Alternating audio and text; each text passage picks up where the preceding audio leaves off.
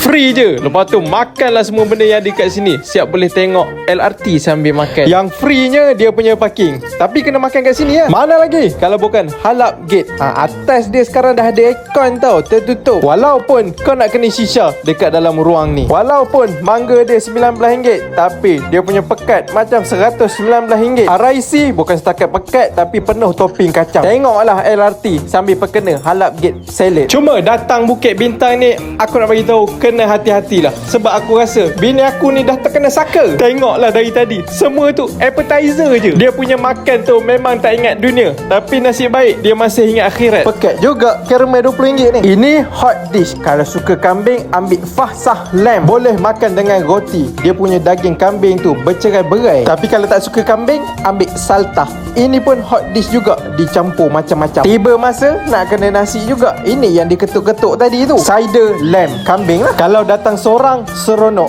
Datang ramai-ramai, beronok-ronok. Yang ni sesuai. Mix grill, ada macam-macam. Baru berapa je. Ayam mendi kalau nak sedap bukan kena basah, tapi kena rasa smoky. Nampak LRT tadi, dia last kali turun dekat Keluang. Tapi lamb shank dia empuk. Tinggal kat aku red tea je lah. Yang lain semua bini aku dah balun. Blue Ocean, rasa air tapi macam kek. Semua kunafa mengarut kecuali yang original macam ni. Aku suka rasa butter. Tadi semua aku boleh tunjuk harga, tapi yang ni tak ada harga lagi sebab menu baru. Aku je yang first rasa, korang second. Puding caramel manis-manis brown sugar. Ada yang topping pistachio. Banyak kan yang sedap-sedap. Sebab tu aku cakap bini aku ni dah terkena ni. Semua benda dia nak ambil. Arika Halap Gate ni special tau, sebab dia buat depan kau. Semua ni tak payah pergi jauh-jauh. Ada dekat Bukit Bintang, Kuala Lumpur.